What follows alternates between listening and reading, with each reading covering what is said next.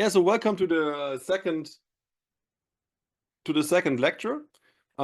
Today, last time we talked about me, some organizational stuff, some historical and physical context for DFT, and I gave you this example, which I think showed nicely the role of modern DFT or the role of DFT in the modern chemical research. We will briefly recap those topics, and then for today, we will move on to densities, how to deal with them on a computer, and then I will do a quick recap of Hartree-Fock theory, not from the foundations, but if you know quantum mechanics, I think you can follow. If you can't follow, please just stop me and ask questions. In general, I want to motivate and ask everyone to just ask and stop me once you get lost. I think the slides today are a little less than last time, so we have about 30 slides, which should be fine. For 60 minutes, I have 1.5 hours time. So if you want, you can easily ask and we can have a lot of time for discussions. Corbiard made a nice Discord server where we organized this stuff. We have a little discussion going there. I have a feeling that the ComCam subreddit kind of slowed down a bit since there's this Discord. But most importantly, in the Discord, I post the videos of the previous lectures. I post the Zoom links. I post the slides. Yesterday, I posted these slides. I kind of improved them a little bit today, so I will update them after the lecture. But if you want to stay here and keep listening, I think it's a good idea you join the Discord, just scan this QR code and it should take you there. If not, you find the Discord link in the ComCam subreddit where all of this year started. And I think this was all the organizational stuff I wanted to say. And with this, we can jump into the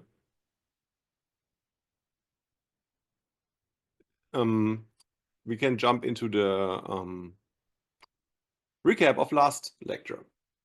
Yeah, and because many people asked, I will post the last lecture on YouTube. Somebody who I'm really thankful to, Antun, made a cut. So he cut out all the technical problems we had last time and made a nice video. I already shared it with a couple of people, but I will definitely put this on YouTube and also this lecture, but I will have a little delay because I want you guys to come here and listen and to discuss, because I think this is a much better way than just watching a lecture on YouTube. There's many lectures on YouTube. So therefore, if you really want to see these things immediately, either join the Discord or come to the lectures, even better. And with a few weeks delay, I will post them on YouTube. Are there any further questions regarding organizational stuff? Because if not, I would move on. You can either post them in the chat or speak up. So this doesn't seem to be the case. Then let's start with the recap. So the basic, in a nutshell, what we discussed last time, what I told you last time, is that the historical context was such that already in the 1930s, all the equations that govern chemistry were known. The problem is that if you wrote them down and for any molecule, the equations that came out were much too complicated to be solved. And Dirac nicely formulated this. This is, I guess, the most cited quote. It's in every second PhD thesis of ComCam, at least it's in mine, that there's really just a need for good approximations to get the gist and don't get lost in the details. If you look at this explicitly, we have the Schrödinger equation, the time-independent non-relativistic Schrödinger equation here. And if you put in benzene, you end up with a monster with 150 particles or 150 coordinates, and you have a many-body problem. So this is not there's not even hope to solve this. But there was an elegant way to simplify this, and this is much later, so there's kind of a little break in the storyline. But now we are in the 1960s, and these three gentlemen up there thought about how we can simplify the treatment of these molecules. Like do what Dirac already pointed out 30 years earlier. And the Hohenberg-Kohn theorems lay the foundation for this because they show that there's a unique mapping between the density and the wave function. So if you have one density, there's only one wave function where this can come from.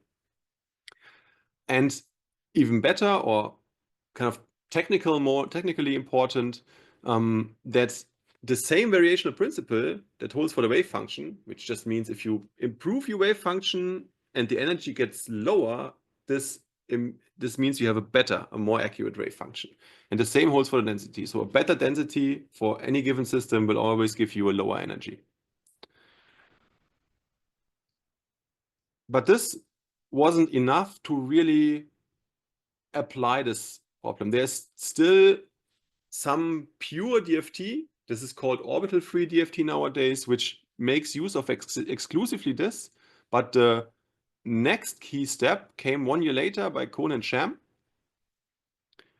who created a practical approach from two perspectives. One, from a theoretical perspective, it solved the problem of how to get the density you can then work with, how to get kinetic energy, which was a problem from a pure density. But also from a technical perspective, they showed how the technical protocols, the programs that were already developed to solve Hartree-Fock equations could be used in a slightly different way to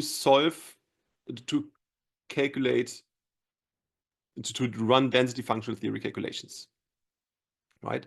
So the methods are closely related, and this is pretty much the topic of today's lecture. I will introduce you to Hartree-Fock theory, but the main, this lecture is not about Hartree-Fock theory, but Hartree-Fock theory is central historically and technically, and also from a theoretical point of view, to understand DFT, to understand the shortcomings of DFT, and to understand the advantages of DFT.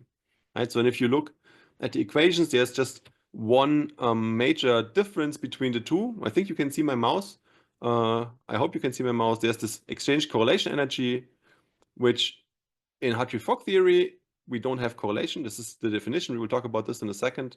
And the electron interaction excludes exchange. And in DFT, it's exclusively a Coulomb interaction, and you have to add the exchange and the correlation. But already by this comparison, you see that these theories are really similar. And you will see this even more later. So coming from there,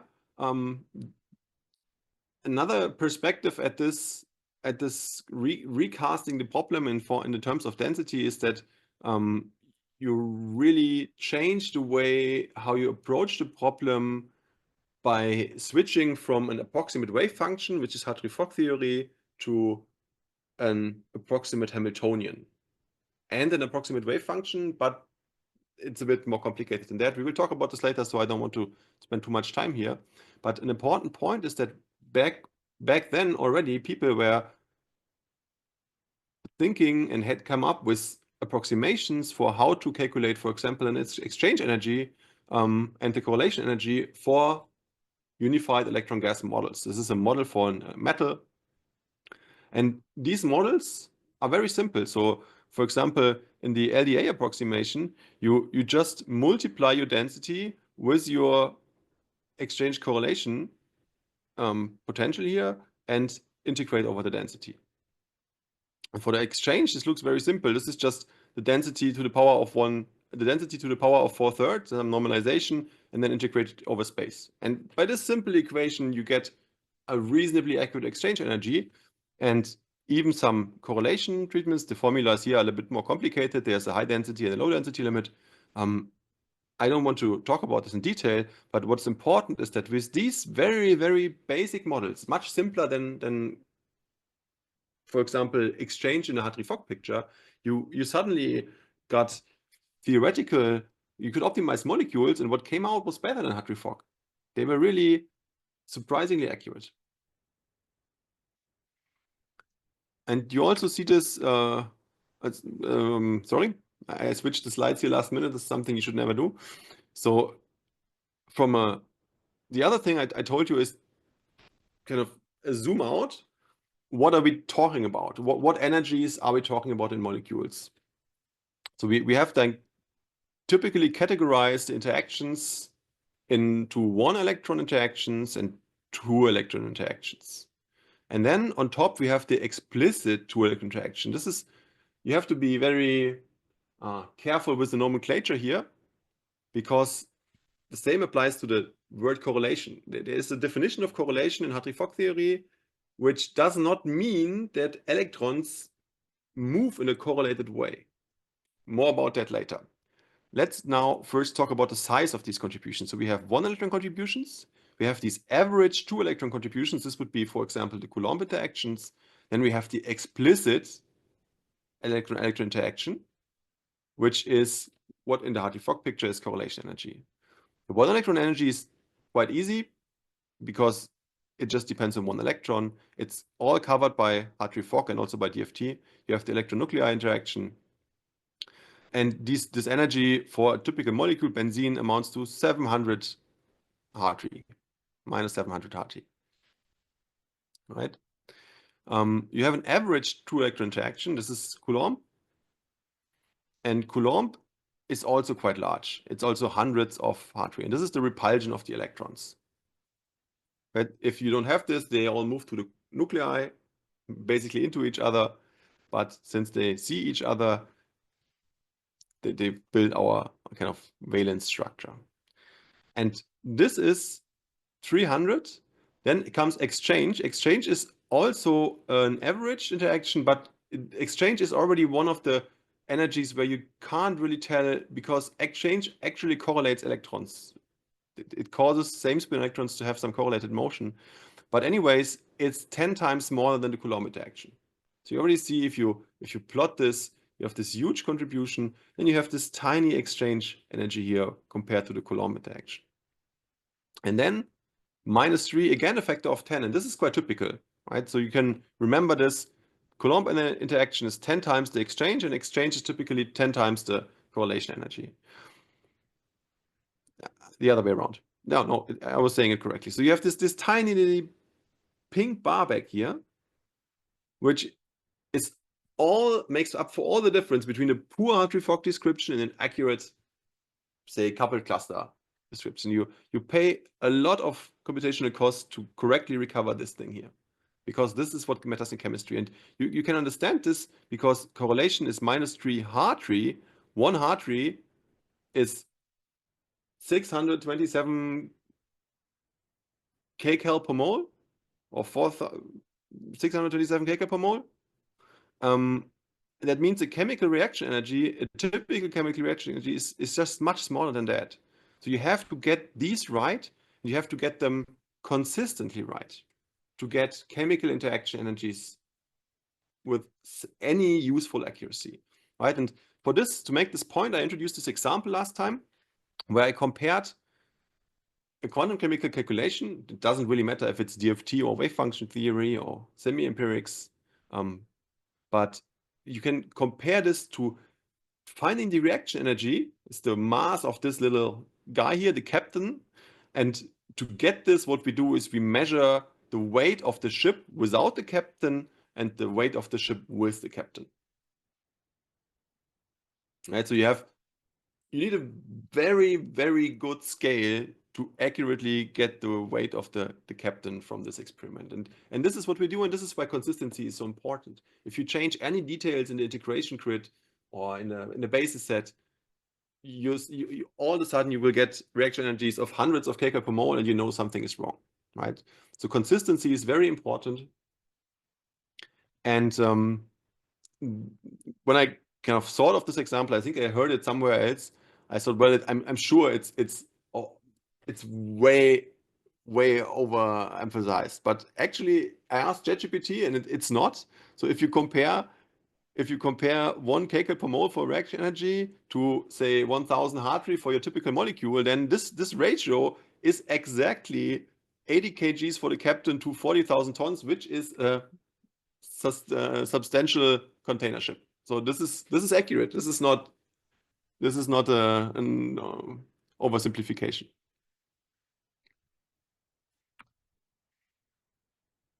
Another thing I introduced last time was the GMTKN55 benchmark set. And benchmark sets in DFT are very important. They will follow us through this lecture. I will use this over and over again because it's a very nice way to give you one number which tells you how good an approximation is or how bad it is to leave out a certain quantity. GMTKN comprises 1,500 energies, and you have all kinds of reactions in there. It's all main group elements. You have ionization energies, double ionization energies, you have non-covalent interactions, you have reaction energies, you have barriers, all that good stuff. And then you have highly accurate reference calculations, and then you compare what your density functional tells you. And here you have a huge list of density functionals. And the best three are always marked in red.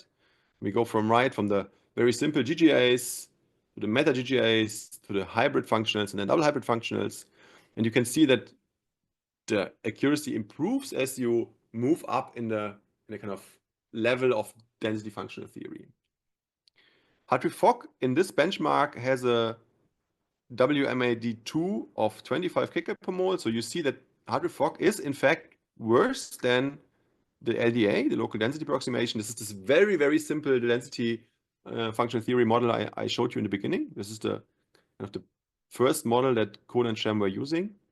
And MP2, the simplest correlated method, achieves 6 kcal per mole. So it's somewhere in between all those density functionals, right? But this also shows you that with a hybrid functional, which is much cheaper to compute for, in particular for a large system than MP2, you can actually beat MP2. There's no reason to say, well, I did the wave function MP2 calculation to be sure because I don't trust the density functional theory. Actually, if you use a robust, well-tested hybrid, and this is why testing is so important, then it should be more accurate statistically for this type of reaction than MP2.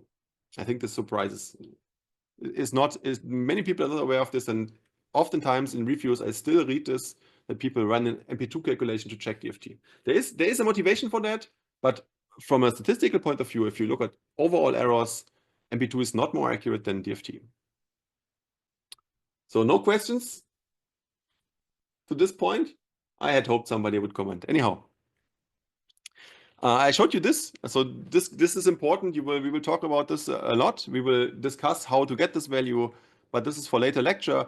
I just wanted to show 2 more pictures of this. So on the left, you see the kind of much nicer visualization one student of mine made for his PhD thesis. I want to show it because I think it's very nice. What this shows is just the same flipped left to right, and you start with the GGAs here, and you have this soft bars, right? These transparent bars, and they show how well the DFT works without the dispersion correction. This is another big topic. Dispersion corrections, this is a fundamental problem of DFT. If you correct for it, at each of these levels, the description gets much better.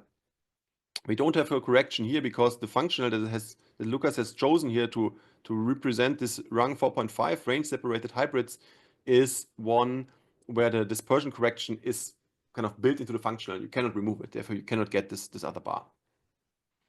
And to kind of symbolize this increase in accuracy, it's not strictly a systematic improvement, but it's mostly you will observe an improvement when going from low-level DFT to high-level DFT is reflected in Purdue's Jacob's ladder, where you start with the LDA down here. You have Hartree-Hell. This is not Hartree-Fock. This is Hartree. That means no exchange. So you add exchange and correlation based on the local density approximation.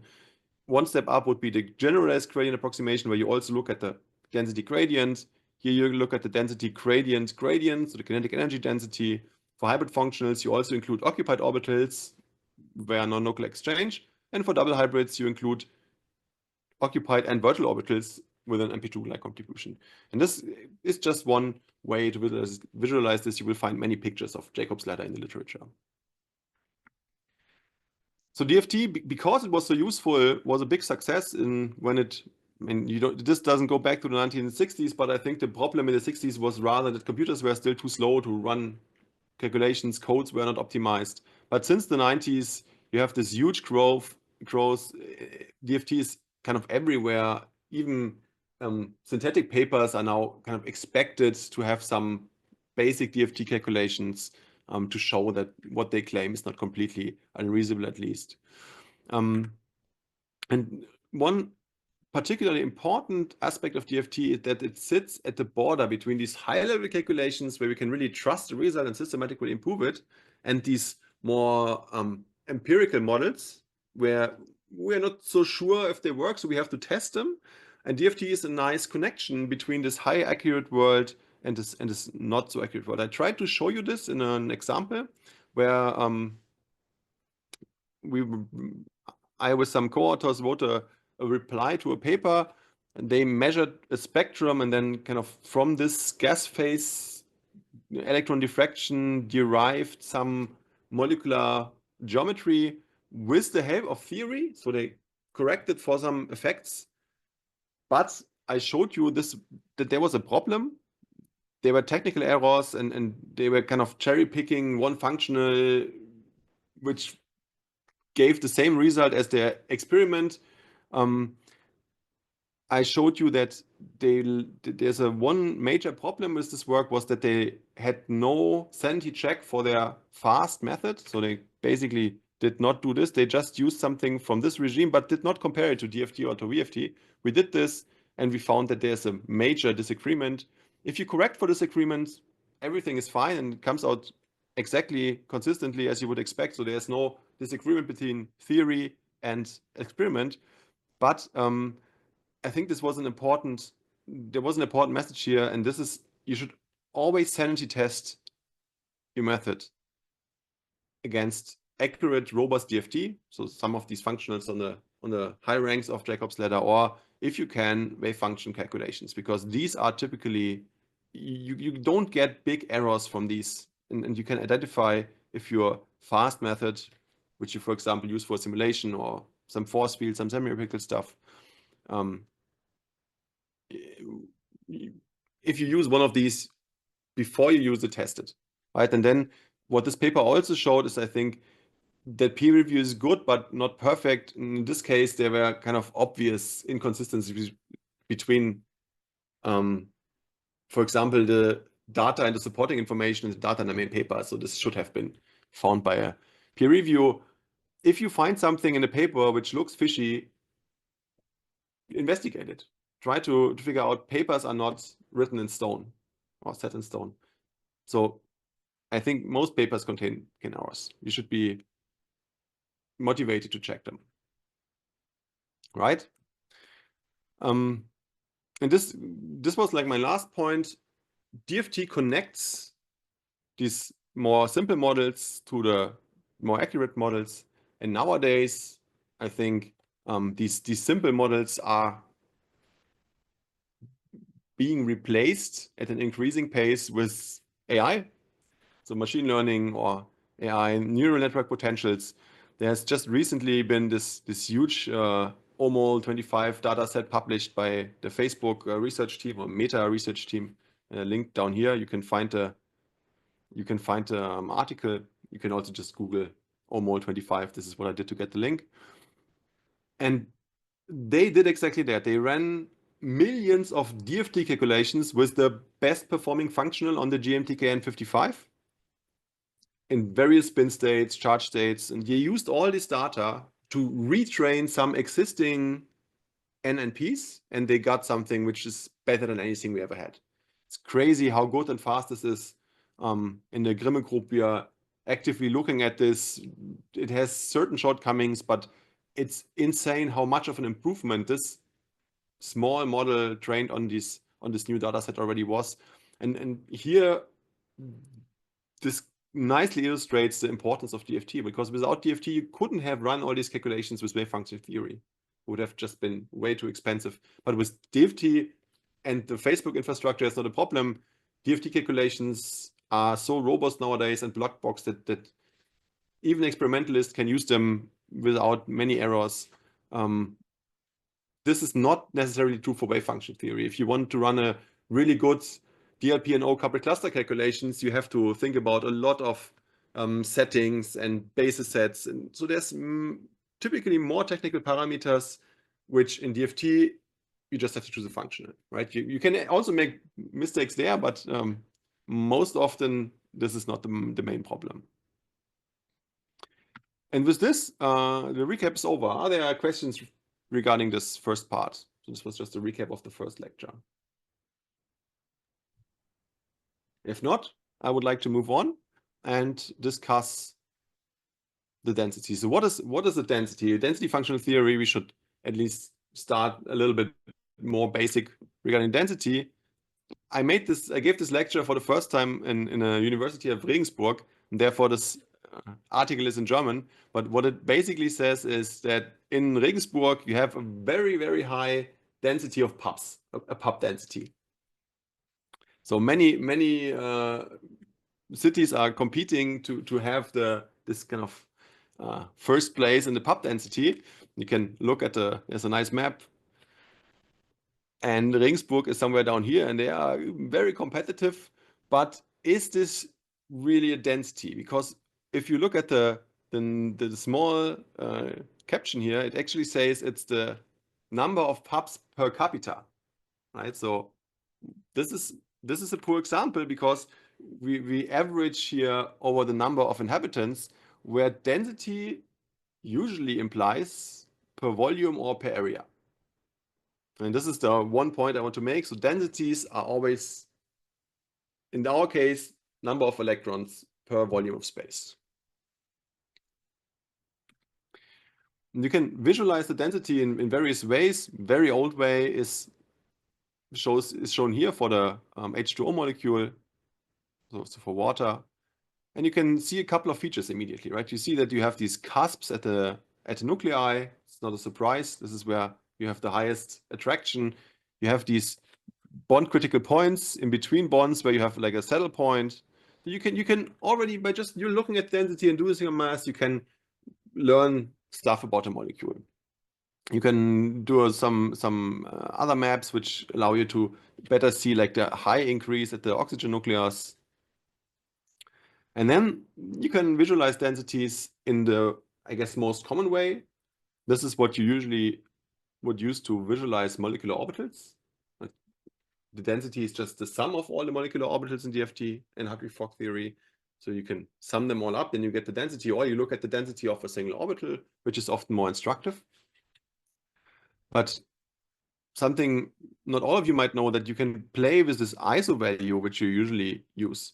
And by playing with this ISO value, you go from just looking at these high value points, these cusps. You don't even see the hydrogens here anymore. You just see the kind of the cores of the oxygen and carbon atoms. No, just carbon atoms here. You increase it a little bit, and you get something which reminds you of a Lewis structure.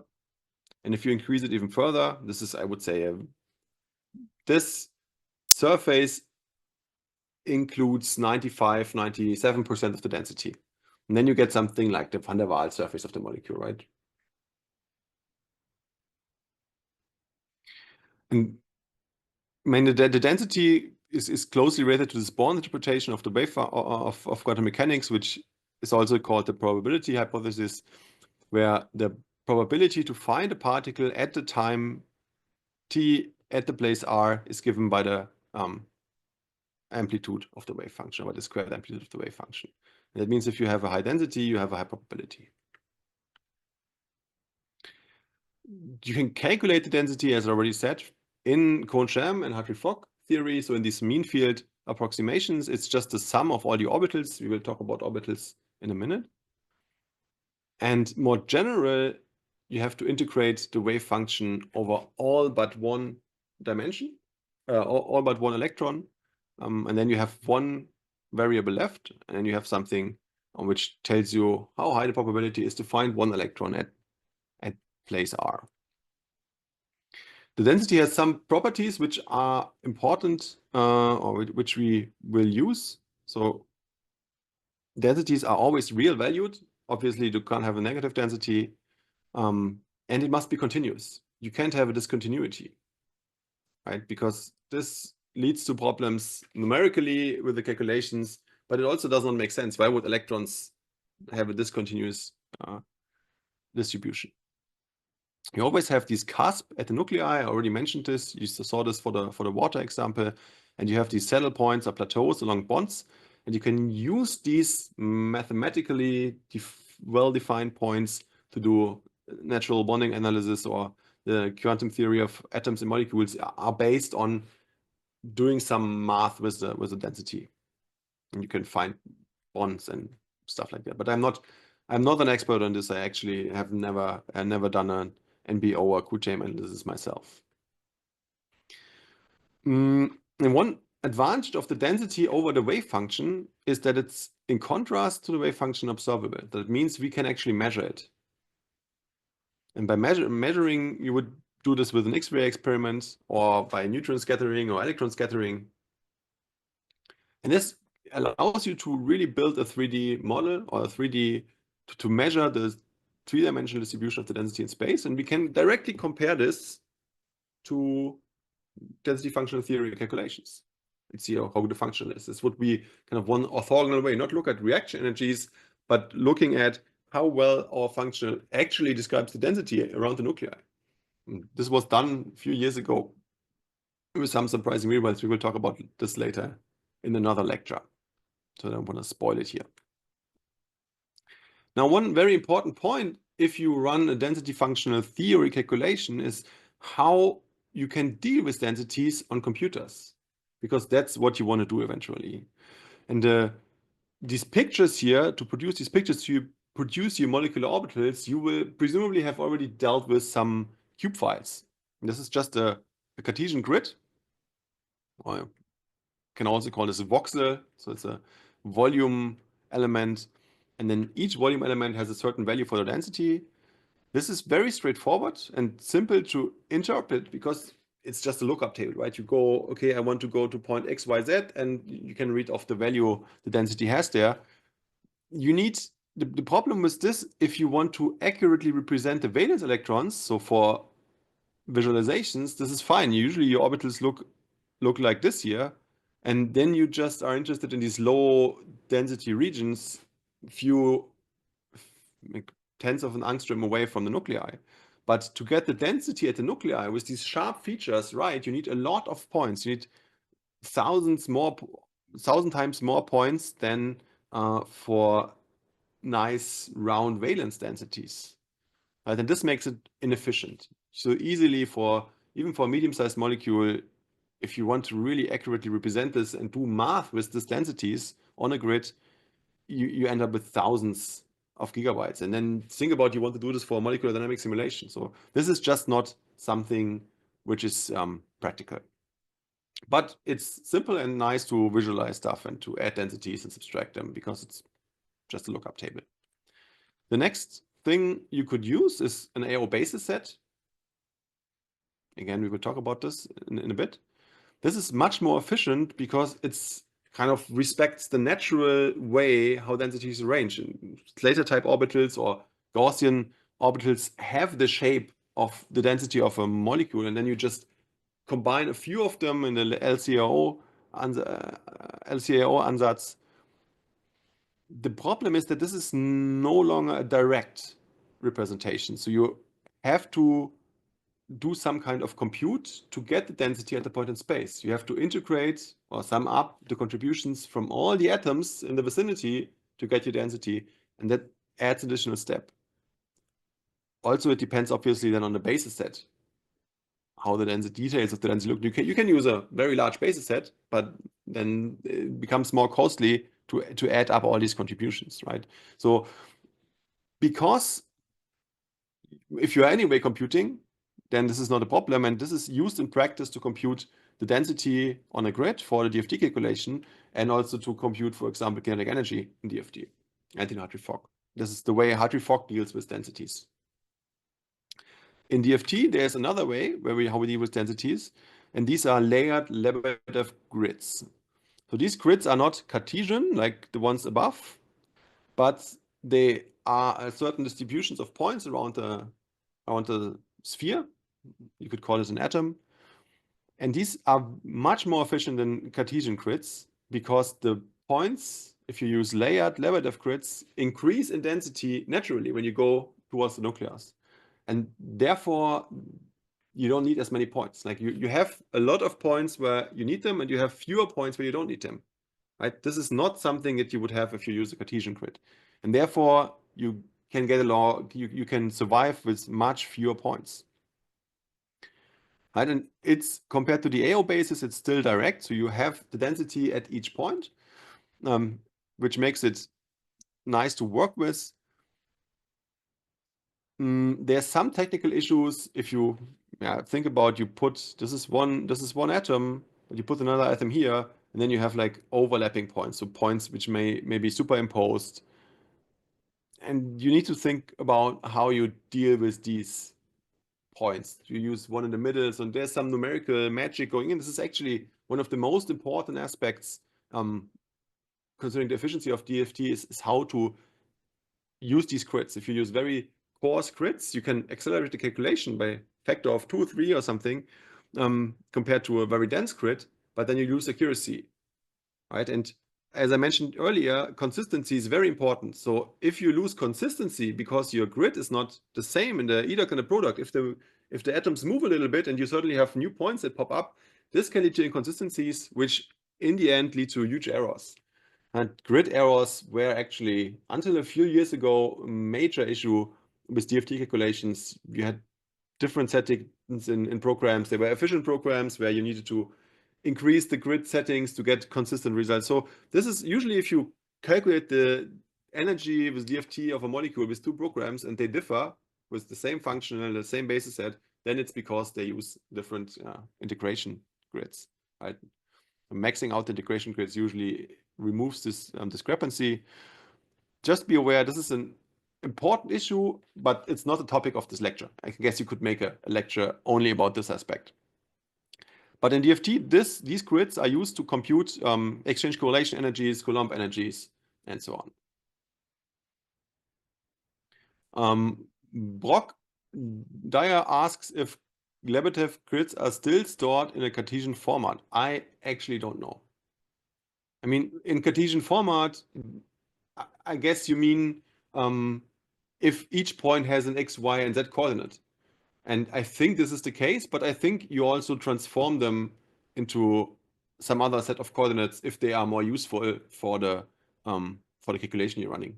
I'm not an expert in these things. I can't tell you, but I would think they are still used in Cartesian format. So the points are mapped on a Cartesian grid, but you don't use equidistant points. This is the key difference. Okay, this was all I wanted to say regarding the density. Are there any more questions? You can just speak. I mean, I can also read out your questions, but I would really enjoy to hear your voice and to have a real conversation. It feels a bit more human. But British Steve asks if you kept the grid the same along programs like Xfine, the answers will be consistent. It's important to keep the grid points consistent.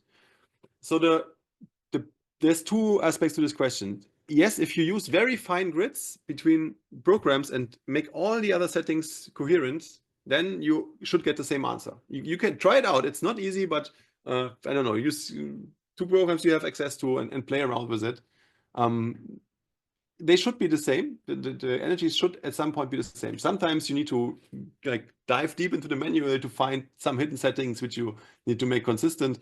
But usually it should be possible, and they should get the same energy because there's only one energy for a given molecule in DFT with a given function and a given basis set. But it's not a problem. It's not necessarily a problem if they are not the same.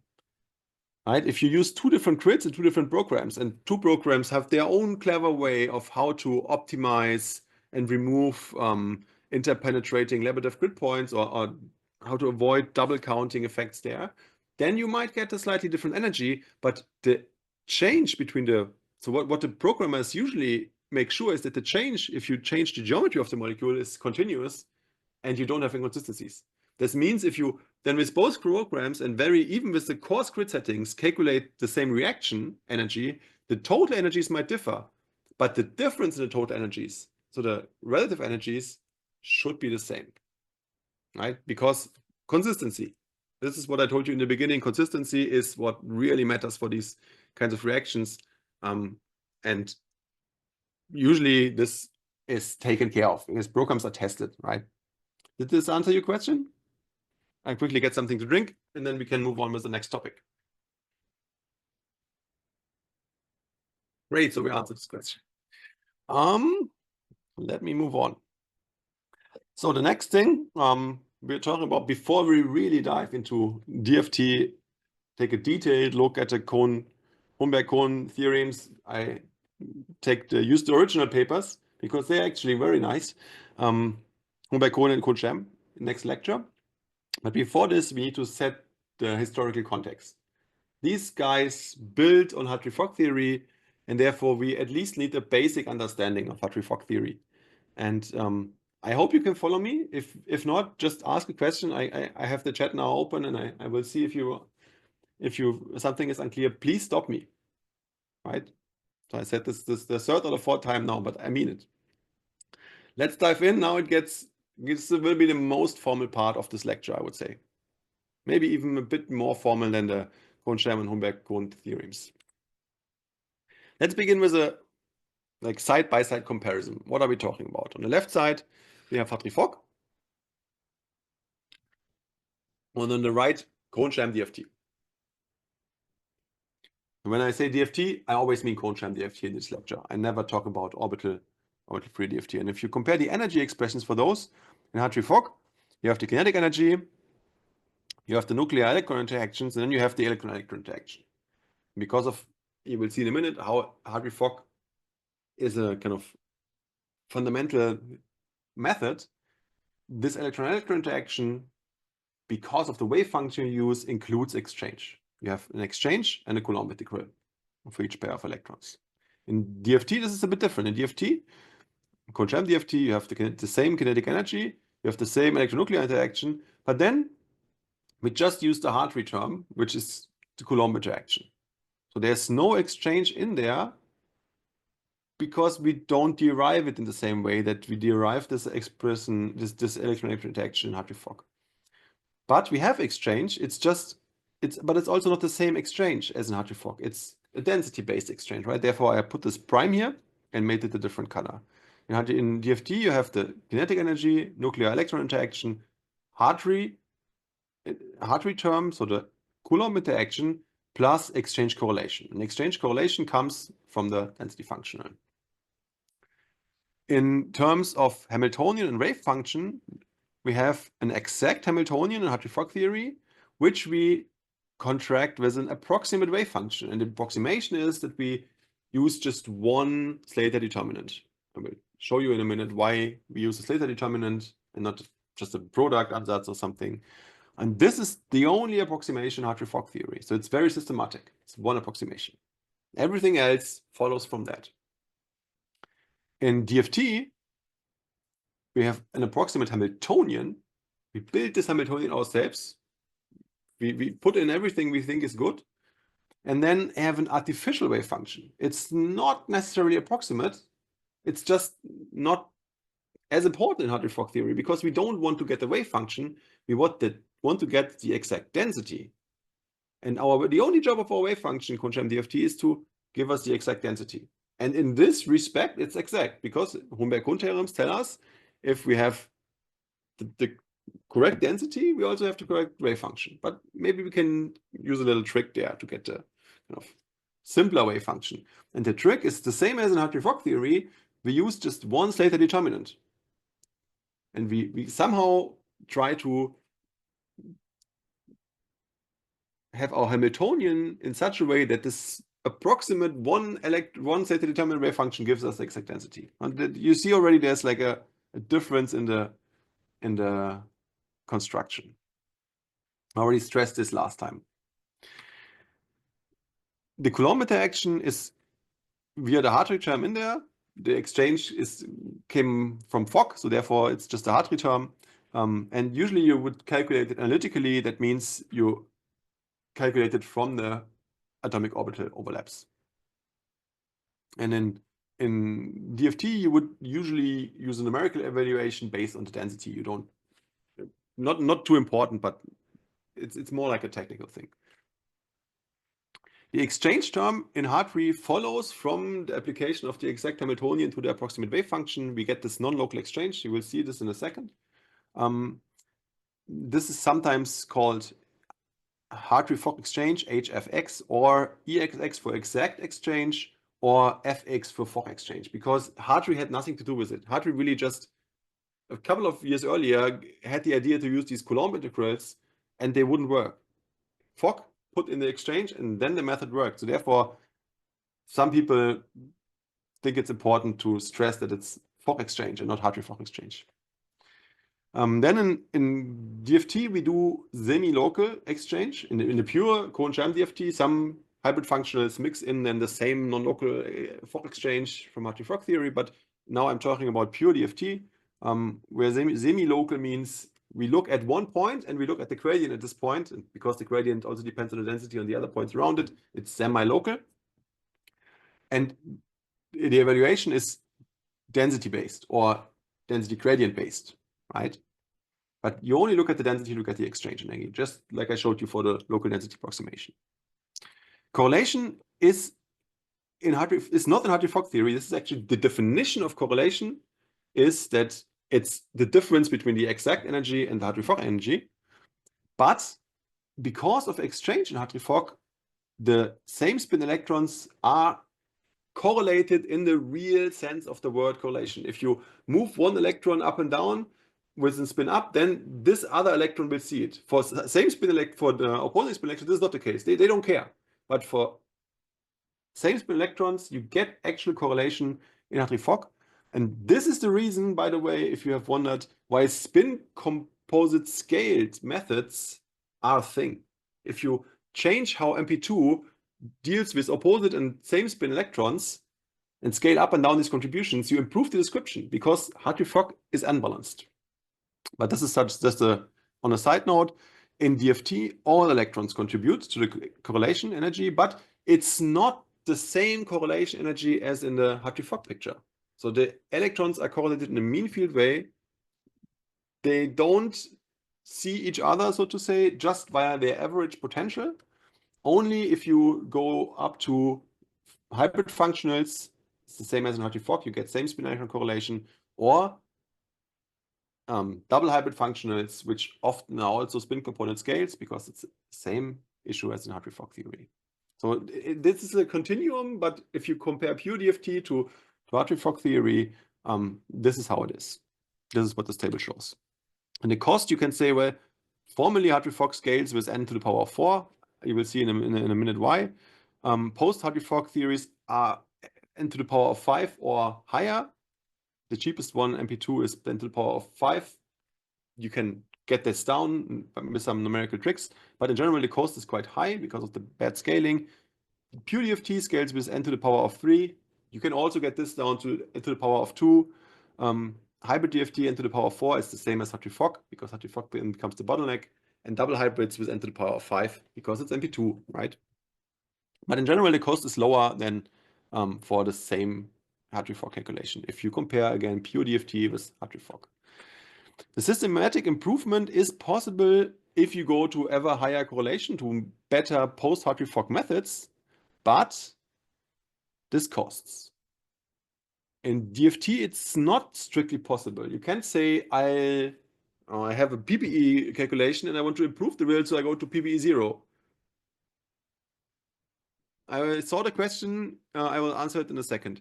So not strictly possible means it's not guaranteed, but if you look at the benchmarks and all the statistical stuff, you will see that PBE 0 is often better than PBE. So you can follow Jacob's ladder and then go from PBE 0 to a double hybrid functional to most probably improve the result, but it's not guaranteed. You can use this to extrapolate, for example, like you can extrapolate from couple cluster singles, doubles, triples to quadruples or so. Systematic errors, you have many in Hartree-Fock actually. Post Hartree-Fock has increasingly few the higher you go. MP2 overestimates correlation energy. If you go to third to fourth order, this improves. If you go to coupled cluster, the same. So you will get less and less systematic errors the higher you correlate. In DFT, in theory, you have none. If you have the magical functional, it's perfect. You won't have any errors. But in practice, you have the van der Waals lack of van der Waals interaction. You have the self-interaction error. So there's actually many we have to deal with. Guilhem, I hope I pronounced that right, asked, how can you scale pure DFT from n to the power of 3 to n to the power of 2? Well, by using locality. Right, so if you look at the modern codes, they don't calculate all integrals. I will show you in a second when we talk about Hartree-Fock what this means, but the key point is that you don't need to calculate all the expressions. If you know two orbitals are very far apart, you have a simpler way to figure out that they won't contribute. This is called orbital integral screening.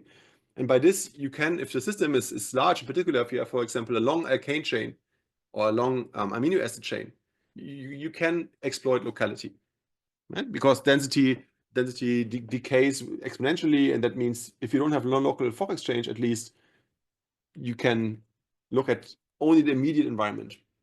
Is this clear? Great. So then let's dive into Hartree-Fock theory. So why do we use a Slater determinant as the wave function? It's written there, but really the key point is that we know if we have a wave function for fermions, it needs to be antisymmetric with respect to an exchange of particles.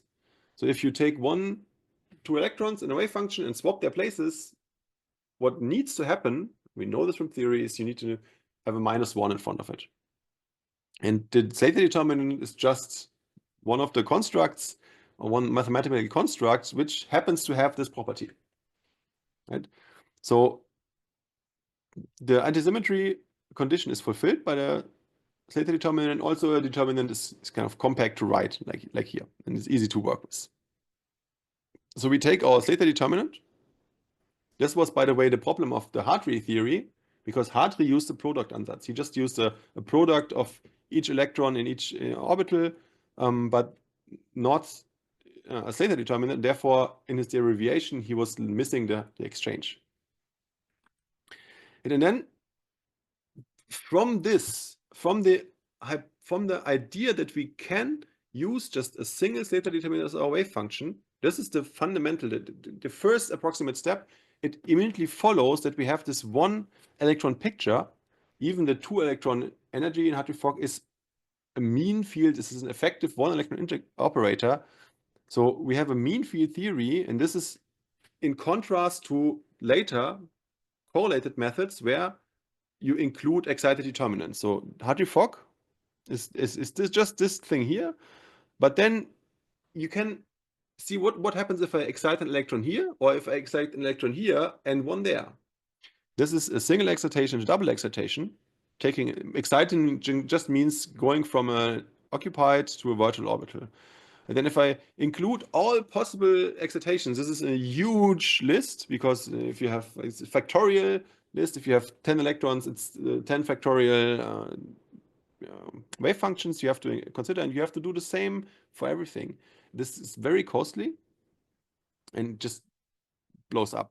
But if you do it, this could be called full CI, and then we get the real exact energy, and the difference, I already told you this, between the exact energy and Hartree-Fock energy is the correlation energy. This is the definition. Right? And then the Hamiltonian, we just use the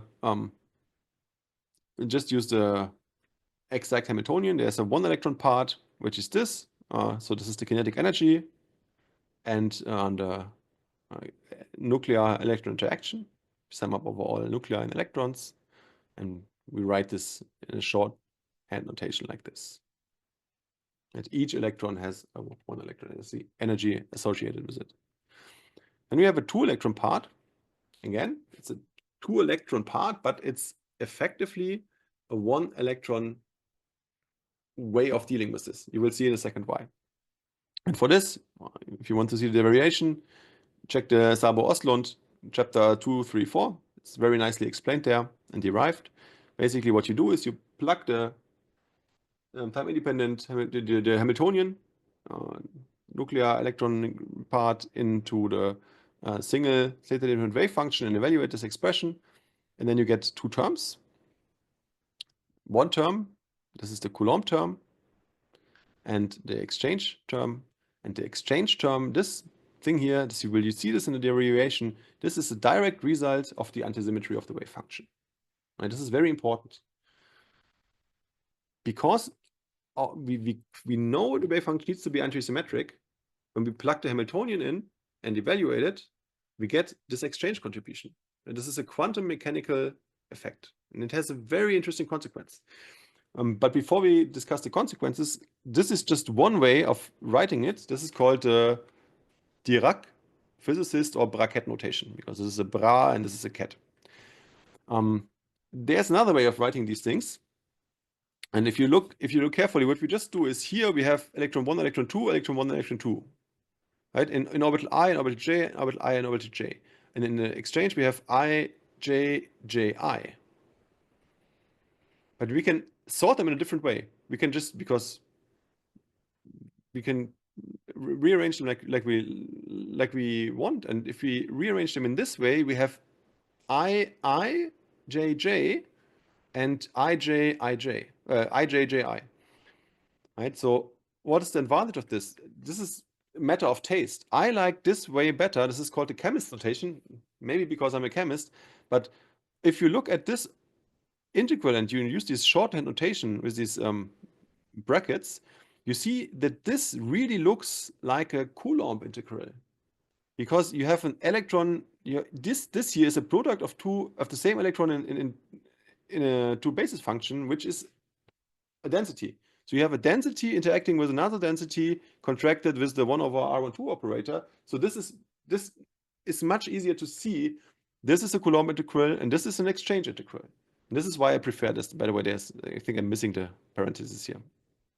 And then there's even more compact way to write this. People that derive these equations are lazy. They don't want to write them every time. So you just do a double cat here. And then this means exchange this Coulomb integral plus the corresponding exchange integral. So we have this Coulomb term, Hartree 3 years earlier, and then we have the exchange term, exchange interaction, also called Fock-Slater term. It's a result of the antisymmetry of the wave function. I missed a translation there, I just noticed. And the interesting thing now is that these two terms, if you have the same electrons, right, you do the sum over all electrons. That means also over electron I with electron I. You have this in there. And this means that in Hartree-Fock theory, without the exchange term, one electron interacts with itself, which is obviously unphysical. Right? But because we have an exchange term here, if you put in I equals J, this cancels. And you don't have the self-interaction. Hartree-Fock is self-interaction free because of using the exact Hamiltonian with the antisymmetric wave function. Very important consequence. Everything that is written in red on my slides usually says like, here, remember this, write it down or whatever, how you like to do this.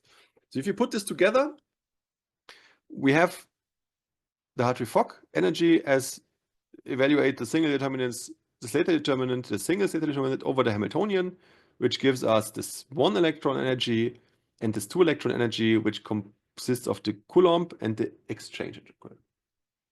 All clear? Okay. Number 3. So far we have assumed a closed shell situation. We have just thought, without explicitly saying it, about electrons that are paired up and down. And all of these integrals are evaluated for these pairs. But this is not this is not the only situation we encounter. Electrons have spins, and sometimes we have unpaired electrons. So if we want to make sure this is included, then we need to introduce the spin. The spin, it just means that each wave function I've written here, one electron function, consists of a spatial part and a spin part. And the spin can either be alpha or beta, right? And the rules for evaluating these are alpha alpha equals beta beta equals 1 and alpha beta equals 0, same as beta alpha. Yet, so we add this here in this expression and evaluate it. Then we find that for the Coulomb we get integral, we get something like this, right? Alpha IIJJ, this is the Coulomb integral. You can immediately see this now. And that means we have the spin part back here, S1, S1, S2, S2. If we have the exchange, look at the exchange integral, it's IJ, IJ, which means that we have IJ, IJ. And because this is the same, no matter what we put in here, this is always either alpha alpha or beta beta, and therefore this is always 1. And this means we have an exchange, Coulomb integral between all pairs of electrons. Right? Every pair of electrons, because we always have the same electron on this side and the other electron over here, gives a Coulomb contribution. But this is not the same case for the exchange, because for the exchange, these spin parts can be different depending on what we put in here. So if I equals J, we have the same spin. If we have two same spin electrons, we get alpha alpha or beta beta. But if we have opposing spin electrons, we get alpha beta or beta alpha, and then it doesn't contribute. And this is the reason why exchange is so important, for example, when you look at single triplet energy gaps, because only in the triplet you have one more pair of same interaction. That means you have an exchange integral, which you don't have in the singlet. So exchange is only for same spin electrons. Coulomb is between all electrons. Clear? And then we can move on to point 4 of Hartree-Fock. Now we have basically the equations. We have the equations for spin resolved equations. Now the question is, how can we use them to compute something? We want to compute our wave function for our molecule, right? And then the ansatz is to use a Lagrange, the Lagrange method of undetermined multipliers. And the requirement you plug in here, you want to minimize the Hartree-Fock energy as a function of the orbitals. And the condition is that this just says if I equals I, this should be 0. So you want orthonormal, you want orthonormality, right? You want this to be 1. And this gives a 1 if I is equal J. And if any two orbitals, if I and J are different, you have two different orbitals, and they should not give rise to any overlap. This is the definition of an orthonormal basis in mathematical form. And if you derive this, again, the long derivation is in Sabo-Oslund, chapter 3.2. You get out an equation that looks like this. This is the central equation for Hartree-Fock, the Fock operator of electron 1 times the wave function of wave function, the eigenfunction, or I just say wave function. I don't know. I don't remember the correct term now. Yields the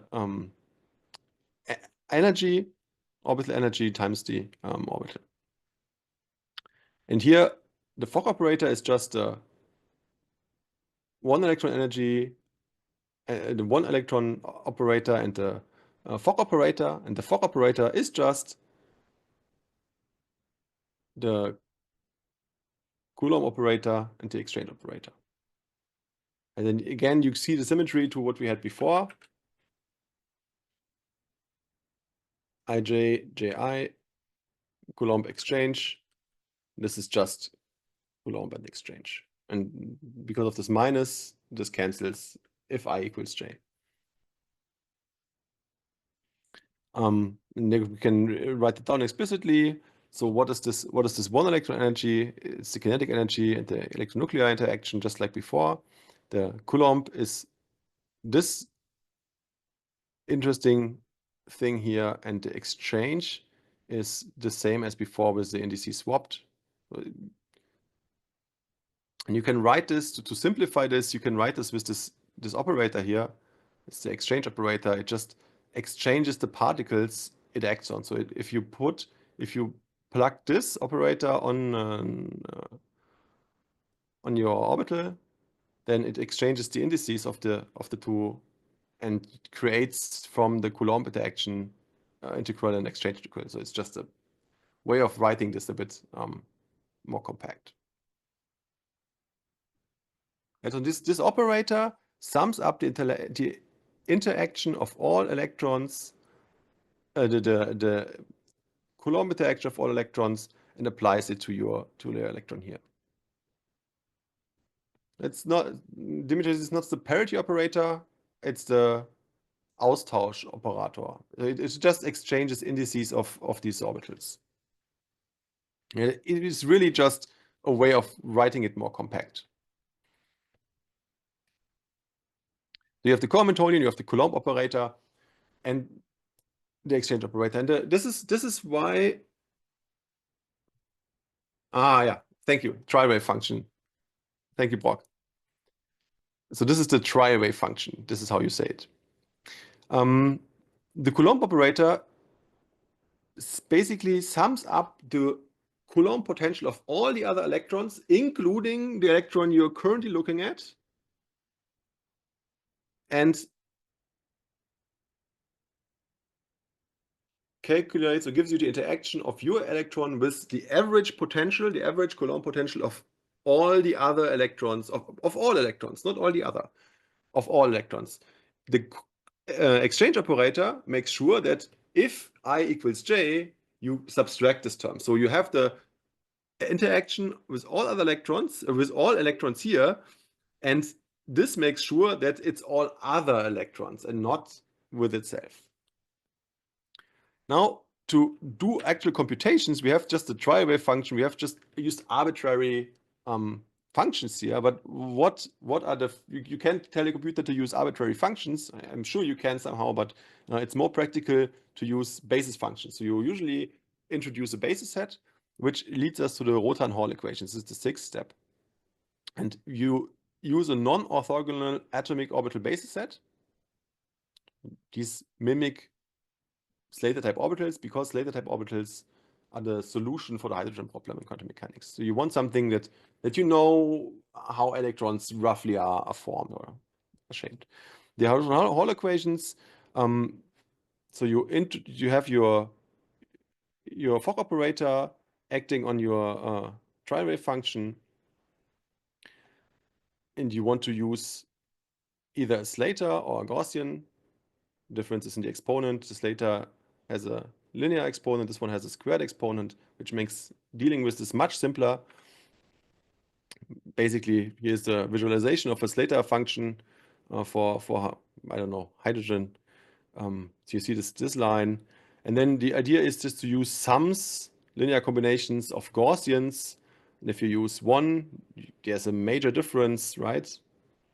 And here's a logarithmic plot where you even better see that in the long range and in the short range, the Gaussian and the Slater orbital deviate from each other. But if you use three Gaussians to kind of fit this one Slater function, it's already a good fit. In a modern DEF2 DZVP basis set, I don't know how many Slater the Gaussians there are in there.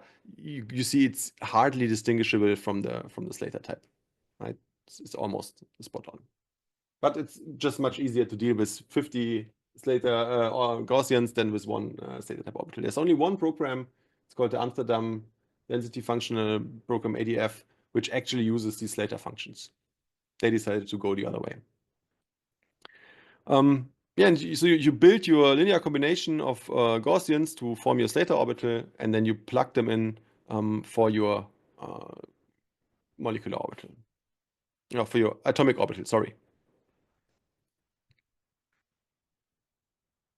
Brock is writing that DEF2 DZVP uses 6 Gaussians for hydrogen, so it's STO 6G basically.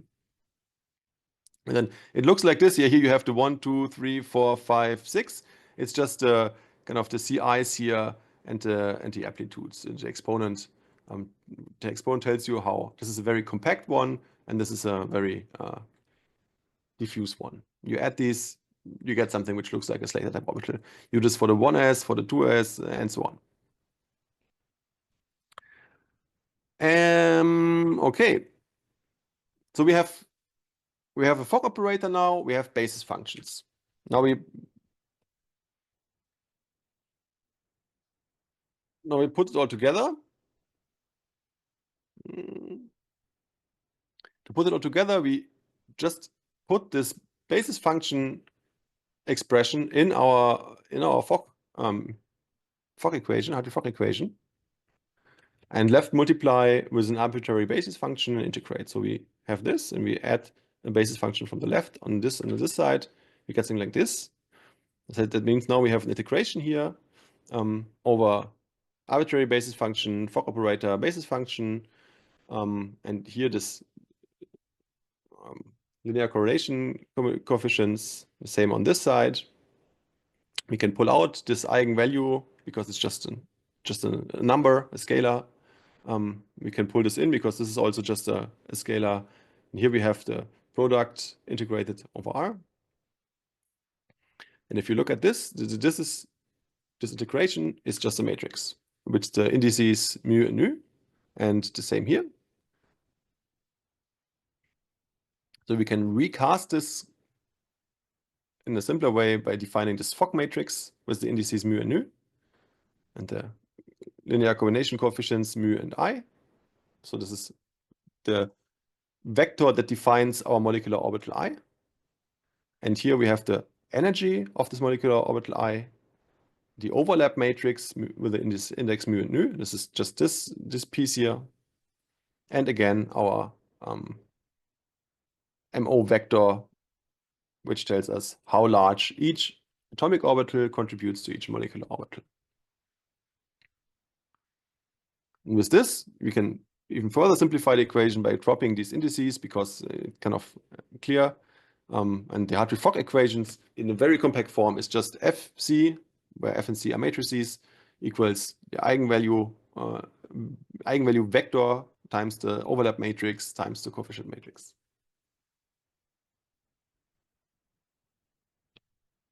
Yeah, and these Rothan-Hall equations, so this derivation, I go through this very quickly, and I want to explain it. So I go through this very quickly because when I followed a lecturer explaining the stuff, I never really understood it. The only way, in my opinion, is to understand this is to do the derivation yourself. Take a pencil, take Sabo-Oslund, and write it down and follow every single step. And if you do this, you will understand this. I explain this now, and I'm not sure if I'm doing a good job at this. This is not my particular strength, but anyways, no matter how good somebody explains this to you, the only way to really understand this is to go to Sabo-Oslund, and you will find it in the Discord. I think somebody posted a PDF, and do the derivation yourself. And then you will see why these things work out, how they work out and come out as they come out. All right.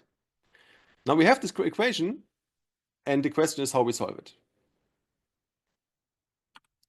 Right. So the first step in any calculation, you define a basis set. You have all the AOs, but they are not orthonormal. They are just overlapping. So the first thing is to calculate the inverse of this overlap matrix to get a C that is get an S that is diagonal. Then with this, in this basis, you can diagonalize the Fock operator.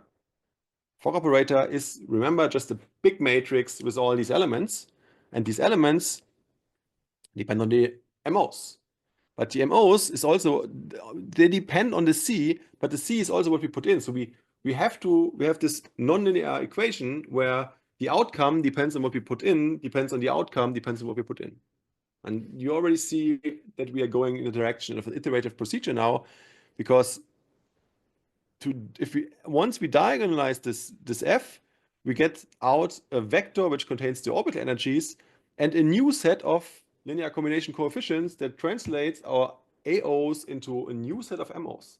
And then we plug this back into our Fock operator, which gives us a different Fock operator, which we then have to diagonalize again. This is the second SCF step, and which gives us a new set of orbital eigenvalues and a new set of coefficients. And we do this until we have achieved self-consistency. That means until application of the Fock operator to this matrix here yields almost the same matrix. And what is this Fock operator? Let's take a look again. So the Fock operator has these elements, menu, where we have this core and the 2-electron part. And the 2-electron part was our Coulomb and our exchange operator multiplied with our basis functions, right? Sorry, multiplied with these functions, yes.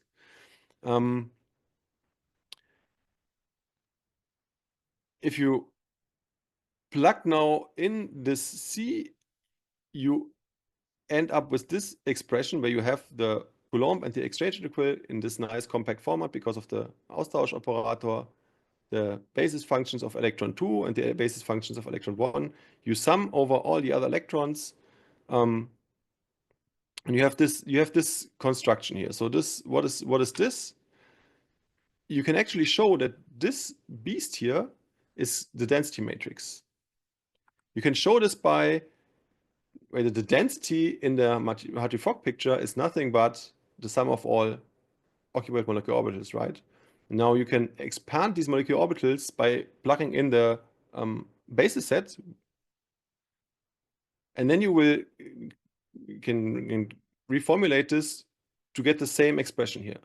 So this P here is a matrix which describes in a given basis set the density of a molecule. And so what we need, what we have here on this side is the density matrix. This is a very important quantity, and it's basically the squared C matrix. So again, we have this interdependency. We need to orthonormalize. This was our first step, so that this S becomes 1. And then we guess a density matrix. We need something to start from, and the guess is usually either a core Hamiltonian. This is the simplest way. You say, well, I don't know yet what my Fock operator looks like, or at least the 2-electron part, because the 2-electron part, here has these densities of the other electrons. I don't know yet how they look like, so I just look at this core Hamiltonian. I just look at the 1-electron contributions. I plug this in. I have an example in a minute, and then I start from there. Or you can take, this is more advanced stuff, you take atomic densities, superimpose them, project them onto your molecular orbitals, and then you have a better guess, because a superposition of atomic densities is much closer to the molecular density than just ignoring the 2-electron interaction, right? Because you can just pre-calculate these quantities and store them. Then you diagonalize, you get the new C and the new set of orbital energies. You take convergence by comparing the old set and the new set. And if they are converged, you're fine. If not, you have to repeat this step. So you have these 3 steps, which defines what you do during an SCF. You have some guess, you start from it, you move to the next step, which is a little bit different, and you repeat this until you no longer get a different solution, until your orbitals are self-consistent. And you will see how the energy lowers in each step, because in each step, think of it like arranging your electrons are in the field of the fixed nuclei in the most efficient way, so that they have they are the closest to the nuclei. This is what the 1-electron, the core Hamiltonian, does. It pulls everything towards the nuclei, but at the same time they repel each other, right? And they want to be as close as possible to the nuclei, but at the same time arranged in such a way that they minimize their self repulsion. And then you profit, because if you have the Hartree-Fock wave function or the Hartree-Fock solution, you can calculate properties, albeit not very accurately, right? But usually you would, if you do a Hartree-Fock calculation nowadays, you would usually add an MP2 calculation. How this looks in practice. So here I have an example for Hartree-Fock-SCF calculation of CO. You have the carbon on the left and the oxygen on the right. And I have a couple of orbitals here. So here's the 2s orbital, the 2s plus 2s combination, the 2s minus 2s combination, and the px and the sigma p and the sigma z orbital. I will read this question in a second. And here we start from the guess, from a very simple guess. I specifically chose the H-core guess, so ignoring the 2 electron contributions. And what you see is that the density is highly polarized to the right.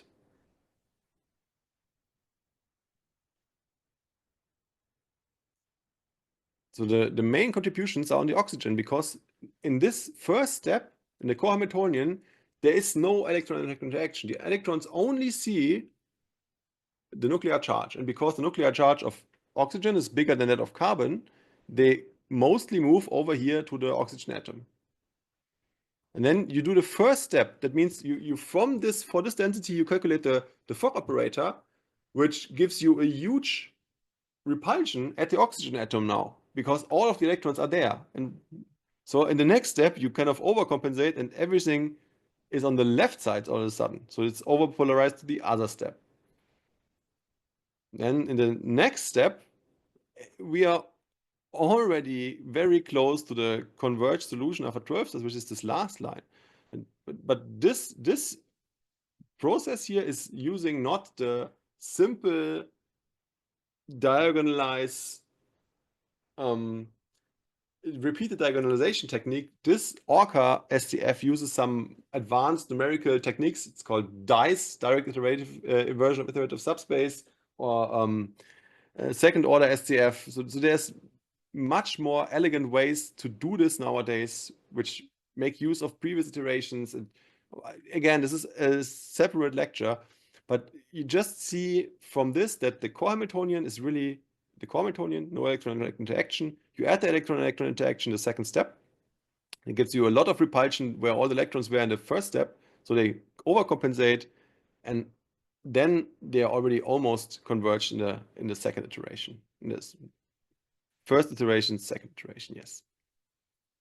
Okay, now I read the question. In SCF, do you think that the fractional contributions of different orbitals in this mixture meaningfully reflect reality? Like the output will say that the electronic density has some percentage contribution of multiple orbitals. And for example, when you use heavy elements, the output might suggest f orbital contributions, but the literature often assumes f orbitals don't contribute. Well, this is a difficult one. There's many aspects to this question. So what is an f orbital contribution? Let me start from the back. F orbital contribution, you will always have. So I had the picture here, I skipped it. This picture. So if you have the p orbital like this, and you add onto this a d orbital, what you can create is a polarized p orbital, right? But this is still a p orbital. This is not really a d orbital. It's just a p orbital, which we don't change how these functions look. We just make a linear combination of atomic orbitals, which means we combine a p and a d orbital to create some polarized p orbital, right? And therefore, if you look in the coefficient matrix, I think this is what you mean, in the calculation, the same way you can polarize a d orbital with an f orbital, or it's the next higher. This is called polarization functions. You have them here. The s has 1, 2, 3, 4, and then this p, which polarizes the ds orbital, right? If you imagine an s orbital here, it's all polarized in one direction. So because we don't allow our orbitals to really be flexible and only get this flexibility by adding higher polarization functions, we create something which looks like a d function, but it's really just a p function. So and therefore, if in the calculation, if there's an f or a d contribution, that doesn't necessarily mean that you have really population in the f or d orbitals. It just means that your orbitals are polarized, because this is a technical trick we use. I hope this answers your question. And the second question is, the STF procedure is always said to conserve the electric field. Do you know why is that? I mean, what do you mean by conserving the electric field? The electric field certainly changes when you go from this to this and to that. I'm absolutely sure. This density is highly polarized through the oxygen, so you have a negative charge cloud here. The dipole will be in this direction. Here, the opposite is the case, the dipole will be in the other direction. So I'm pretty sure the electric field, the dipole moment, changes during the SCF iterations. So therefore, I'm not sure if the SCF converges the electric field in the iterations. Maybe it means the SCF converges the conserves the electric field for converged solutions. I'm not sure. I've never heard this before, Guillem. I hope I said this right. Pretty Steve. Okay, so it does answer the question. So the f orbital contribution might be that the f orbital is polarizing the HOMO. If the HOMO has a d orbital or p, exactly this could be the case. But then it also depends, like if you have a contribution of an f orbital which is 0.5, then yes, it's an f orbital. But if it's just a 0.05, it might be a polarization. So you cannot really answer this question by looking just at the at these coefficients. You can do an NBO analysis and a molecular orbit analysis, and then I guess you get a better picture. There are ways to filter out these polarization contributions from the real orbital contributions. But this is then no longer trivial because of this trick we use to give the orbitals more flexibility. Martin asks, does Hartree-Fock-SCF calculate core electrons or does it use pseudopotentials? This is up to you. You can use no, you can do an all-electron calculation. Even for uranium, you can do a Hartree-Fock calculation with all electrons. Problem is it won't be very accurate because the core electrons actually get so fast, they approach the speed of light, that their relativistic mass increase causes an orbital contraction, which changes all the orbitals above them. So you get a very poor agreement, and then it's much better to use an effective core potential because this implicitly includes all these relativistic effects. But if you do relativistic Hartree-Fock calculation, you can not use the Schrödinger equation, but do the Dirac equation, and then you do a Hartree-Fock based on relativistic potentials where you include such effects as the relativistic mass increase, then you can do an all-electron Hartree-Fock calculation for uranium. It's up to you. Depends on what you want. If you are interested in the core electrons, you cannot replace them with an ECP. If you're interested in high oxidation states, you cannot use an ECP because high oxidation states usually polarize the core, and just frozen core approximation leads to errors, right? So it's a choice you make. Both is possible. It's up to you. Okay, so this is Brock says, I think Jan's answer was on the money, but there's also the tricky little problem with Rotan's equation over the overlap matrix. Okay, this is technical stuff. Do you think scan performs well for heavy elements or transition metals? We will talk about this later. R2 scan is really good, but this is way too off topic to discuss it now.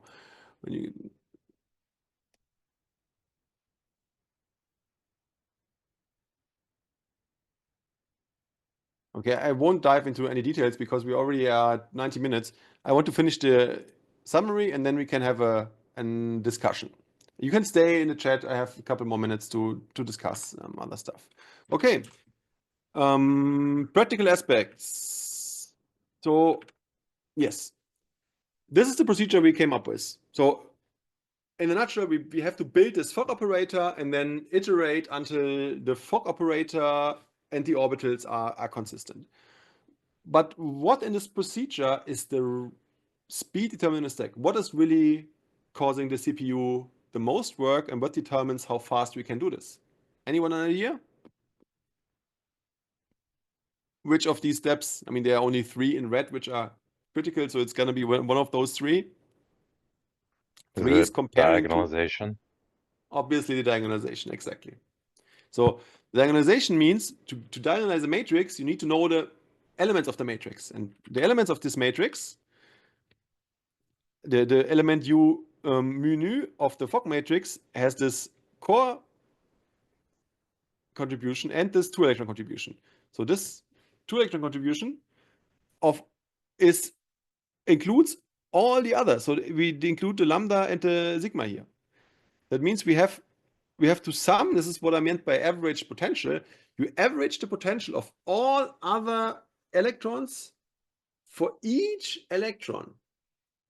Not all other only because of this exchange thingy here, but you have to average over all electrons to get the potential on every single electron. That means you have n square Fock matrix elements because you have this dimension basis functions times basis functions. And in each of the elements, you have n square, these are called electron repulsion integrals, these quantities. Right? Because in each of these matrix elements, you have the average field of all others.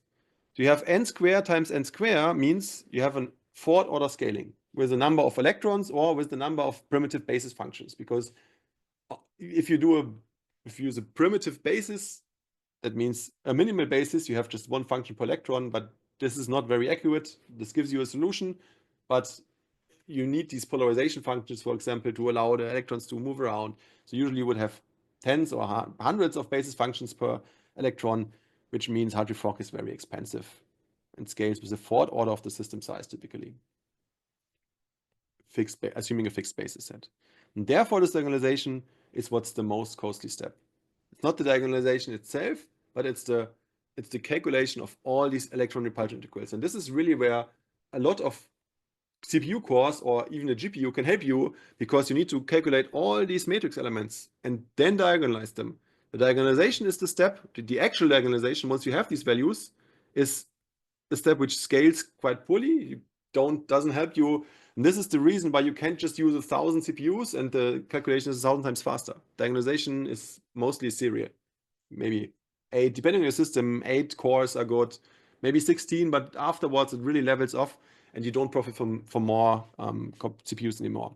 So this is the problem with this approach. If you diagonalize like this, you don't profit from a lot of CPUs. But next question, what is the difference to Kohn-Sham SCF? So if we have a density function theory calculation, all of it is the same. Most of it is the same. The one difference is we don't have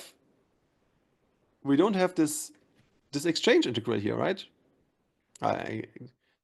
Sorry, I took a wrong turn. So let's look at these Coulomb and exchange integrals once again. And what we have here in the Coulomb integral, I said this already a couple of times, it's a density of electron 2. Right? So you integrate over all the other electrons here, and you can just represent this as a density. Then you have one index less. You don't have both orbitals, you just have one density. And this is called density fitting, and it works for the Coulomb integrals, but you can't do this for the exchange integrals because here you have two different indices. So this is not really a density. You don't have a simple analog which you can use here. But in Kohn-Sham, we don't have this. If we have a pure DFT calculation, everything depends on the density. And you see the connection between Hartree-Fock and this density fitting and the density function theory here in this expression. So you can simplify this J via this introduction of an auxiliary basis set K. So instead of evaluating this 4-index expression, you just project this part, all the other electrons, onto a new basis function K and thereby reduce the scaling from fourth order to third order. Oops, sorry. This doesn't work for exchange. Therefore, this density fitting helps you a lot with DFT, with pure DFT, meta GGAs, GGAs, but not with hybrid functionals and not with Hartree-Fock theory.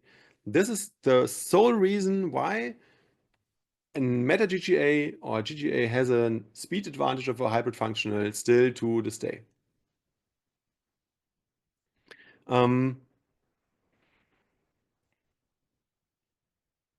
Yes, I think this is all I wanted to say. Wait a second. This is still broken in LibreOffice. No, the animations are broken. So let's do it this way. Ansatz. Approximate. Let me summarize what we just discussed. So the ansatz was to approximate a many particle wave function with one Slater determinant and plug in the Hamiltonian, derive the 1 and 2 electron equations, derive the Fock operator, minimize the energy with the Lagrangian multiplier approach. And what this basically does is it transforms a set of atomic orbitals, your basis set, into a set of ideal lowest energy molecular orbitals. This is why it's also called the linear combination of atomic orbitals approach. Hartree-Fock-SCF, LCAO can be used interchangeably.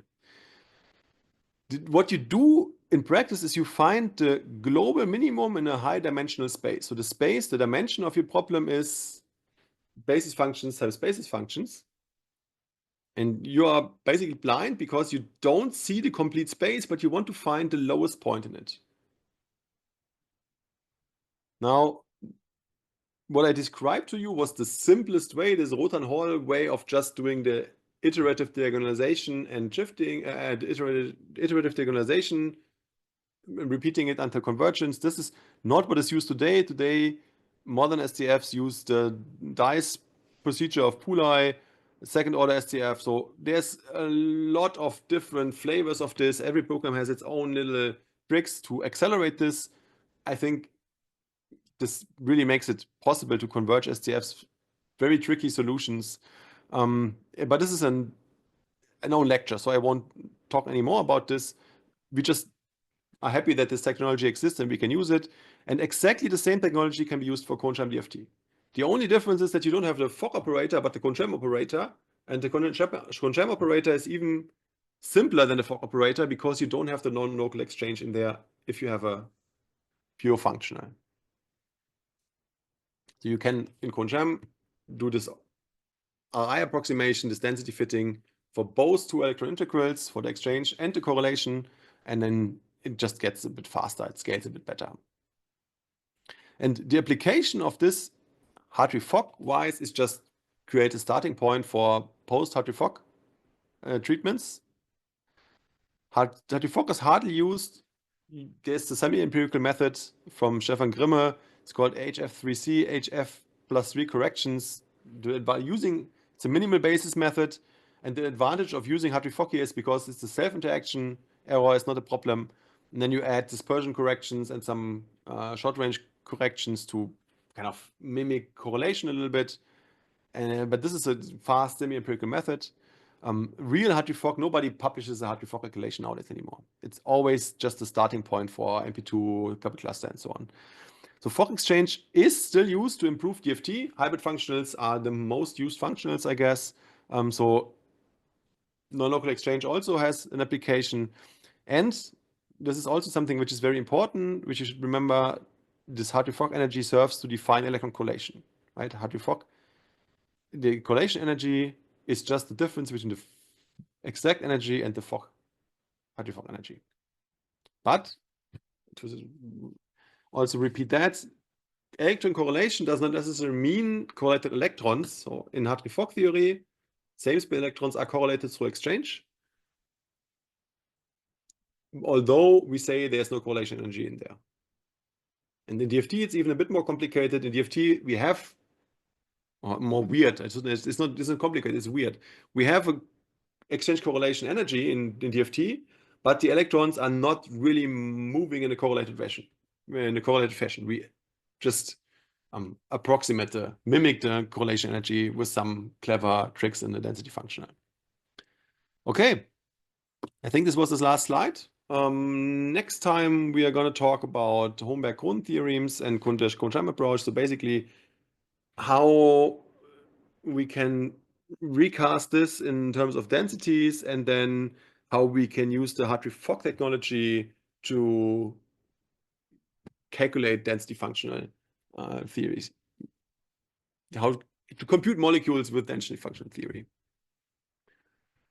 Are there any questions regarding the first part? Is there any feedback? So last time I did a little feedback round. I want to do this today too. I would love if you tell me what you think was good today and what was bad today.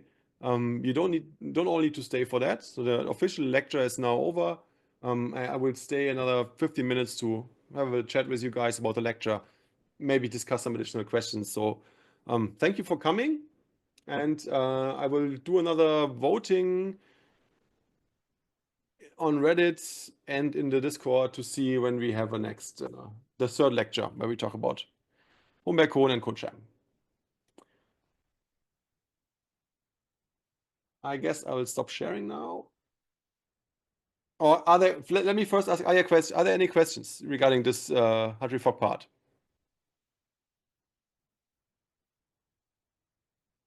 I think we discussed most of the questions. I have one question.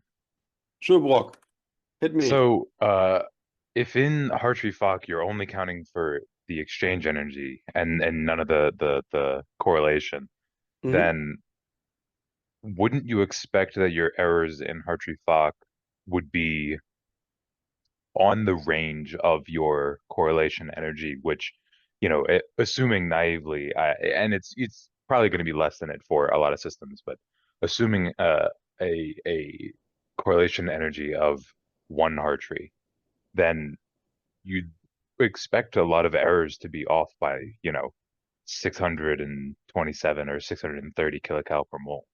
Yes. And they usually aren't.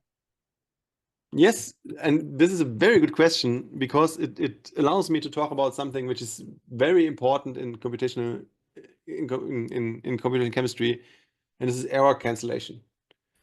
The thing is, if you go from edux to products, usually the numbers are very similar and the systems are very similar, so the correlation energy changes just a little bit. And what you have as an error is not the total correlation energy because you do the same error on both sides. And therefore, in the end result, you have something which is more like a small fraction of the correlation energy. And because of this problem, that you can actually show that the correlation energy very closely corresponds or depends on the number of bonds. So in the good old times, when Hartree-Fock was the only option, people were coming up with isodesmic reactions. So they reformulated their reactions in a way that the number of bonds is conserved. Because if you conserve the number of bonds, then the Hartree-Fock error is smaller because of error compensation. Exactly because of what you just said. So if you can make sure and play tricks to use this error compensation even more, and every quantum chemistry calculation profits from error compensation. And this is the reason. This answers the question. No, it's not, because the error is very similar on both sides. Right? But because small errors like one Hartree is a huge number, and if it's just 0.98 Hartree on one side and 0.1 on one Hartree on the other side, this 0.02 Hartree will give you an error which is on the size of chemical reaction energies. So your result is useless. Was that clear? Yes, it was. Thank you very much. Welcome. Okay.